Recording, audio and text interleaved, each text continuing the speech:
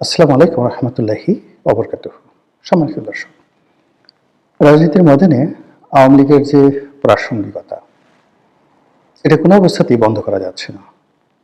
রাজনীতির যত আলোচনা, নির্বাচনের মাঠের যে খোঁজ খবর বা ময়দানে রাজনীতির যে আওয়াজ, প্রায় সবখানেই আওয়ামী লীগ।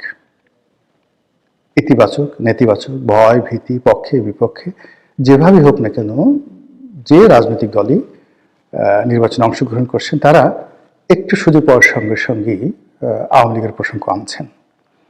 তো আওয়ামী লীগের প্রসঙ্গ আনতে গিয়ে কেউ ভয় দেখাচ্ছেন, আমাদেরকে ভোট দিন, বা বর্তমান ইউনিট সরকারকে হাতকে শক্তিশালী করুন, ভালো একটা নির্বাচন দিন, আদারওয়াইজ আওয়ামী লীগ চলে আসবে। আর আওয়ামী লীগ আসলে কী হবে? ডলা, এমন ডলা দেবে একেবারে কিয়ামত পর্যন্ত সেই ডলা ভুলতে পারবেন না। এগুলো একটা গ্রুপ। দ্বিতীয়ত হলো দেশি বিদেশি বিভিন্ন পক্ষ, তারা বলার চেষ্টা করছেন যে আওয়ামী লীগকে ছাড়া নির্বাচনটা গ্রহণযোগ্য হবে না, ভালো হবে না, ভালো নির্বাচন হবে না, তোমরা টিকতে পারবে না, বেশি দিন থাকবে না। এই কথাগুলো অহরহ কিন্তু বলা হচ্ছে।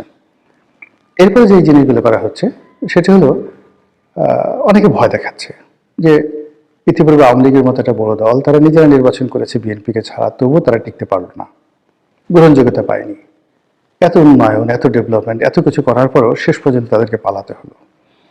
তো সেক্ষেত্রে আওয়ামী লীগ এবং তাদের যারা সহযোগী রাজনৈতিক দলগুলো রয়েছে, সেই রাজনৈতিক দলগুলোর 50% ভোটার তাদেরকে বাদ দিয়ে তোমরা যে নির্বাচন করতে চাচ্ছ, সেই নির্বাচন তোমরা বেশি দিন টিকতে পারবে না।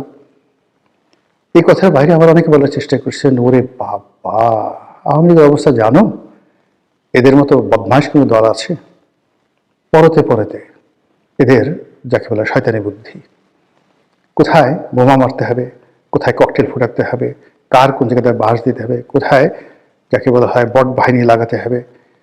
আপনি বোঝার চেষ্টা করুন যে গত 15টি বছর আওয়ামী লীগ আর জামাত একে অপরের সঙ্গে এভাবে মিশেছিল, আওয়ামী লীগও টের পায়নি যে তাদের মধ্যে জামাত আছে, আর জামাত আওয়ামী লীগের সঙ্গে থাকতে তাদের কোনো অসুবিধা হয়নি। তো সেই আওয়ামী লীগ যদি বিএনপি ক্ষমতা আসে, জামাত ক্ষমতা আসে, তাহলে তারা তাদেরকে স্বস্তিতে ঘুমোতে দেবে, খেতে দেবে, পড়তে দেবে, এটি কল্পনা করা যায় না। কাজেই সবাই আওয়ামী লীগের সঙ্গে একটা সমঝোতা করা, অথবা আওয়ামী লীগকে নির্মূল করা, অথবা আওয়ামী লীগকে একেবারে পুরো রাজনীতির ময়দান থেকে উচ্ছেদ করা, এই বিষয়গুলো নিয়ে ব্যাপকভাবে গবেষণা করছে, হুমকি ধামকি দিচ্ছে, সতর্ক হচ্ছে এবং আওয়ামী বিরোধী একটা প্যাক্ট তৈরি করার চেষ্টা করছে।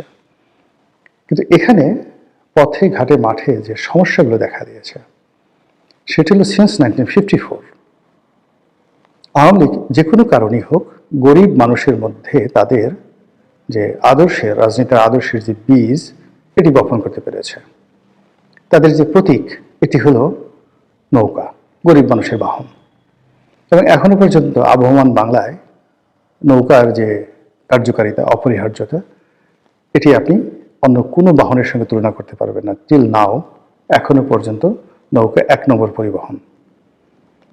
2 নম্বরে যেটি আছে সেটি হলো এই দলটি গরিব মানুষের দল, তারা ক্ষমতা আসলে গরিব মানুষের জন্য সবকিছু করে, বিনামূল্যে তাদেরকে ঘর দেয়, টিউবওয়েল দেয়, 10 টাকা কেজিতে চাল দেয়, ইত্যাদি ইত্যাদি নানা রকম কথা। এখন তারা হয়তো কিছুই দেয়নি, কিছুই করেনি, কিন্তু ওই যে একটা রিক্সাওয়ালা, শেখ হাসিনার জন্য তার পেট পুড়ে, শেখ হাসিনা নাই, সে কাকে ভোট দেবে, এ ধরনের কথা দেখেন ভাইরাল হয়ে গেছে। লোকজন জিজ্ঞাসা করছে যে শেখ হাসিনা যদি আবার আসে তাকে ভোট দেবেন? তারা বলে হ্যাঁ, অবশ্যই দেব। এই যে বিশাল অভুক্ত শ্রেণী, বিশাল অভাগা শ্রেণী, প্রান্তিক জনগোষ্ঠী, যাদের সবাই নৌকা, শেখ হাসিনা, বঙ্গবন্ধু, এদের জন্য পাগল। এবং পাগলের সাথে আপনি কিভাবে রাজনীতি করবেন? মানে আপনি কাউকে যদি বুঝাতে পারেন, বুঝানোর মতো একটা জায়গা থাকে। অনেক লোক বলে যে আমি হলাম, আমাদের বরিশালের আঞ্চলিক ভাষা, হিদলা পড়া আওয়ামী লীগ। আমি যখন করতাম, আমি যখন বিএনপিতেও গেছি, হাসতে হাসতে আগে আসলো যে এমপি সাহেব কাজটা করলেন কি, আপনি আওয়ামী লীগ ছেড়ে বিএনপিতে গেলেন, এই দেখেন আমাদের আওয়ামী লীগ করতে করতে শরীরে হিদলা পড়ে গেল, জীবনে কিছুই পাইলাম না, কিন্তু আওয়ামী লীগ তো ছাড়ি নাই, আপনি আওয়ামী লীগ ছেড়ে গেলেন কেন? আপনি এই কথা কি জবাব দেবেন বলেন? পরনের কাপড় ছেঁড়া, গায়ে গেঞ্জিটি পর্যন্ত নেই, কিন্তু মানে মুখ ভরা হাসি, দাঁত অনেকগুলো পড়ে গেছে, পান খেতে খেতে কালো হয়ে গেছে, আওয়ামী লীগ করে। এখন আপনি তাদের বিরুদ্ধে কিচ্ছু বলতে পারবেন না, বললেই সে আপনাকে আক্রমণ করে বসবে। এইরকম একটা, যাকে বলা হয় ফ্যানাটিক, একটা দুটো নয়, লক্ষ লক্ষ। এখন ঢাকা শহরে কত লাখ লোক রিক্সা চালায় বলেন তো আপনি, বা সারা বাংলাদেশে রিক্সা আছে কত? এই রিক্সাওয়ালাদের মধ্যে 99% লোক আওয়ামী লীগ করে। কেউ জামাত করে না, কেউ বিএনপি করে না।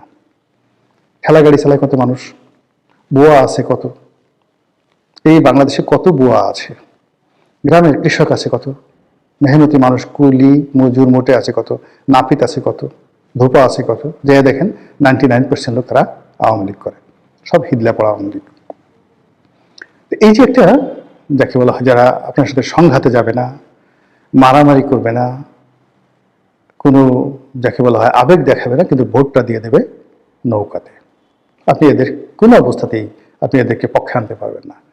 পক্ষে আনার জন্য আরেকটু, যাদের টাকা আছে, পয়সা আছে, গায়ে কাপড় আছে, জামা আছে, এই মানুষগুলোকে আপনি আওয়ামী লীগের যে সমস্ত লোক, তাদেরকে আপনি বিএনপি টানতে পারবেন, স্বার্থের লোক দেখাতে পারবেন, কিন্তু ওই যে ওর দারিদ্রতা, এটাই ওর মহানুভবতা, ওর দারিদ্রতাটাই ওর রাজনীতির যাকে বলা হয় শিকড়। এবং সেই শিকড় নিয়েই সে আওয়ামী লীগ করছে। কেন করছে সে নিজেও জানে না। আবার তার মরার পর তার ছেলে, অল্প বয়স, কিন্তু সে আওয়ামী লীগ করবে। তারা তো ওই আমাদের ফরিদপুরের যারা লোকজন আছে তারা আওয়ামী লীগকে বলে আমলীগ। আর পরবর্তীতে যেখানে আমি নির্বাচন করেছি বরিশাল, সেটা ওরা আবার আওয়ামী লীগ বলে না, ওরা আওয়ামী লীগই বলে আর কি। তো যেটা বলছিলাম যে এই যে তাদের যে একটা ফান্ডামেন্টাল গ্রুপ আছে, এটা তাদের একটা মূল পুঁজি, তাদের বিনিয়োগ, তাদের অ্যাসেট, এটার উপর নির্ভর করে তারা অনেক কিছু করে। এরপরে যেটা আছে সেটা তাদের একটা খুব ডেডিকেটেড কর্মী বাহিনী আছে। বাংলাদেশে এখন পর্যন্ত যে রাজনৈতিক দলগুলো রয়েছে তাদের সবার চাইতে সবচেয়ে ইফেক্টিভ, সাহসী তাদের একটা কর্মী বাহিনী আছে, এবং এরা খুবই খতরনাক। দলের জন্য তারা সবকিছু করতে পারে, বিভিন্ন রকম খতরনাক। আর এই খতরনাক কর্মীদেরকে দিয়ে তারা 1954-এ কি না করেছে, 1956-এ পুরো পূর্ব পাকিস্তান তছনছ করে ছেড়ে দিয়েছে, 1958-59-এ আইয়ুব খানের মার্শাল লকে চ্যালেঞ্জ করেছে, 62 সনে আইয়ুব খানের পুরো মসনদকে কাঁপিয়ে দিয়েছে, 66 সনে পুরো পাকিস্তানকে কাঁপিয়ে দিয়েছে, 69 একটা গণ অভ্যুত্থান করেছে, 70 একটা নির্বাচন করেছে, আর 71 একটা যুদ্ধ করেছে, মুক্তিযুদ্ধ। ফলে 1952 থেকে 1972 পর্যন্ত প্রত্যেকটি বছর, মানে 52 থেকে 72, 20 বছর, এই 20 বছরের যে সংগ্রামী জীবন, এই সংগ্রামী জীবনে তাদের যে রাজনীতির কৌশল, রাজনীতির পারঙ্গমতা, রাজনীতির সফলতা এবং রাজনীতির যেটাকে বলা হয় অ্যাচিভমেন্ট, প্রাপ্তি, এর সঙ্গে আপনি এশিয়া সাবকন্টিনেন্টের অন্য কোনো রাজনৈতিক দলের এই glorious 20 years of success in the field of politics, revolution, liberation war and মানে ইলেকট্রাল পলিসিতে সরকার গঠন করে রাষ্ট্র চালানো, জন্মতে তারা সরকার চালিয়েছে। তো সব মিলে এই 20 বছর হলো তাদের রাজনীতির স্বর্ণ সময়। এই স্বর্ণ সময় তাদেরকে একটা লিগেসি দিয়েছে, এবং সেই লিগেসি ব্যবহার করে 21 বছর পর, ওই 20 বছরের লিগেসি ব্যবহার করে 75-এর 15ই আগস্ট থেকে শুরু করে একেবারে 1996 সন পর্যন্ত 21টি বছর ধরে তারা ক্রমাগত কচ্ছপের মতো তারা এগিয়েছে। কচ্ছপের মতো যাকে কামড়ে ধরার তাকে কামড়ে ধরেছে। 80-র দশকের যে পত্রপত্রিকাগুলো, সেটা বিচিত্রা, বিচিন্তা, আজকের সূর্যোদয়, নয়া পদধ্বনি থেকে শুরু করে যত নাম করা পত্রিকাগুলো ছিল, সেখানে গিয়ে দেখবেন যে শেখ হাসিনার পোর্ট্রেটগুলো কি ছিল। বিশাল একটা নাক ছিল, লম্বা একটা মানে গোল একটা চোখ ছিল, তাকে নানাভাবে চিত্রিত করার চেষ্টা করা হয়েছে, ভয়ঙ্কর, তারপরে শেষে দানবী, তারপরে শেষে ডাইনি, কি না করার চেষ্টা করেছে ওই সময়টাতে, এরশাদ জামানাতে। কাজে কাজ হয়নি। তিনি ওইগুলোকেই যে প্রাইড হিসেবে নিয়েছেন। প্রাইড হিসেবে নিয়ে পুরো এরশাদের জমানায় এরশাদকে জলে, স্থলে, অন্তরিক্ষে তছনছ করে ছেড়ে দিয়েছে। এরশাদের পরে আবার 91 থেকে 96 মানে বেগম জিয়ার জমানা, তছনছ করে ছেড়ে দিয়েছে, ঘুম হারাম করে দিয়েছে। তখন তো বেগম জিয়া অনেক শক্তিশালী ছিলেন, সরকারও শক্তিশালী ছিল, দেশের বিধি ব্যবস্থা, আইন কানুন এখনের সাথে 100 গুণ পারফেক্ট ছিল, পুলিশের অনেক ক্ষমতা ছিল। তারপরও ওই সময়টাতে আপনি গিয়ে দেখেন আওয়ামী লীগের যে রাজপথের যে তাদের যে পারঙ্গমতা, ইফেক্টিভনেস, বদমাইশি, কূটনীতি, ভালো মন্দ সব মিলিয়ে, মানে এক একটা নেতা মানে কি, এক একটা নেতা মানে এক একটা পরশ পাথর, এক একটা নেতা মানে বটবৃক্ষ, এক একটা নেতা মানে ইবলিস, সব মিলিয়ে আওয়ামী লীগ। আমাদের এই অঞ্চলে একটা স্লোগান আছে, জাতে মাতাল তালে ঠিক, আমরা সবাই আওয়ামী লীগ। আর একজনে বলতেছিল ওর বাড়ি কোথায়, বলতেছে নোয়াখালী। সঙ্গে সঙ্গে সে মাথায় হাত দিছে, বলেন কি ভাই, মুখ কালো হয়ে গেছে, কি হয়েছে ভাই, একে তো আওয়ামী লীগ, তারপরে আবার নোয়াখালী বাড়ি, বুঝতে পারেন। যে কোনো একটা ডিল করার আগে সে চিন্তা করছিল, সে এই হলো আওয়ামী লীগের পরিচয়।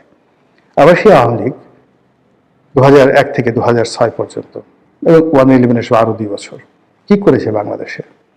তাহলে দেখুন ওই যে 20 বছরের তাদের যে সংগ্রামী জীবন, তারপর আবার 21 বছরের যে সংগ্রামী জীবন, 20 আর 21 41 বছর। তো 41 বছর যাবত তারা শুধু রাজপথে লড়াই সংগ্রাম করেছে, তার সঙ্গে আবার এই 17 মাস যোগ করেন।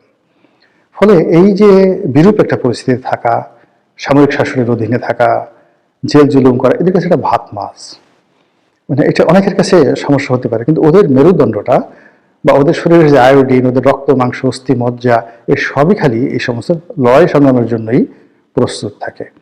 তো এইগুলো করে তাদের যে একটা লিগেসি তৈরি হয়েছে, যে তারা রাজপথ গরম করতে পারে, প্রতিপক্ষকে ভীত সন্ত্রস্ত করে দিতে পারে, এবং তাদের টার্গেটে যাওয়ার জন্য তারা কখনো তুলুবুলু করে না, লড়াই সংগ্রাম করে প্রতিপক্ষকে বাধ্য করে তারপর শেষে তারা প্রতিপক্ষকে পরাজিত করে ক্ষমতায় আসে। এবং অতীতে তারা মুসলিম লীগের বিরুদ্ধে লেগেছে, পরাজিত করেছে, ক্ষমতা এসেছে, মুসলিম লীগ শেষ। আইয়ুব খানের বিরুদ্ধে লেগেছে, আইয়ুব খানের রাজনীতি শেষ, জীবন শেষ, সবকিছু শেষ। এরপর ইয়াহিয়া খানের বিরুদ্ধে লেগেছে, ইয়াহিয়া খান শেষ, there is no Yahya Khan. তাকে এই সেনাবাহিনীর প্রধান, প্রেসিডেন্ট সবকিছু রেখে তাকে পরবর্তীতে ইংল্যান্ডে গিয়ে থালা প্লেট পরিষ্কার করে তাকে পেটের ভাত জোগাতে হয়েছে। এইভাবে আওয়ামী লীগ এরশাদ সাহেবকে ধরেছে, শেষ, একেবারে বগল দাবা করে যা করেছে বলার মতো না। এইভাবে যখন তারা যাকে টার্গেট করেছে, ক্যান্সারের মতো, একেবারে ক্যান্সারের মতো শুষে, রক্ত শুষে, ভ্যাম্পারের মতো, ডাইনির মতো, মশার মতো, যেভাবে বলেন না কেন, যাকে টার্গেট করেছে তাকে ধীরে ধীরে ধীরে ধীরে পুরোটা শেষ করে দিয়েছে। এই যে আওয়ামী লীগের লিগেসি, এই লিগেসি এখন এক্সট্রিম পর্যায়ে এবং সবচেয়ে যাকে বলা হয় ইতিহাসের এমন একটা সময়, যখন আওয়ামী লীগের লোক সংখ্যা সবচেয়ে বেশি, আওয়ামী লীগের টাকা পয়সা সবচেয়ে বেশি, ইন্টারন্যাশনাল কানেকশন খুব বেশি, America, England, Bharat, Singapore, Malaysia, সংযুক্ত আরব আমিরাত, সৌদি আরব, এই রাষ্ট্রগুলোর সঙ্গে তাদের ব্যক্তিগত সম্পর্ক আছে, ওই রাষ্ট্রে তাদের লোকজন আছে, ওখানে তাদের লোকজনের ব্যবসা বাণিজ্য আছে, টাকা পয়সা আছে। এই সব কিছু নিয়ে আপনি যখন এরকম একটা শক্তিকে আপনার প্রতিপক্ষ হিসেবে রাখবেন, সে কি আপনাকে ঘুমাতে দেবে? এই কথাই বিদেশিরা বলার চেষ্টা করছে। কি করবেন এখন? আমাদের কাছে ব্যাখ্যা করা, বলা, সেটাই বললাম, বাকিটা মহান আল্লাহ রাব্বুল আলামিনের ইচ্ছা। আসসালামু আলাইকুম ওয়া রাহমাতুল্লাহি ওয়া বারাকাতুহু।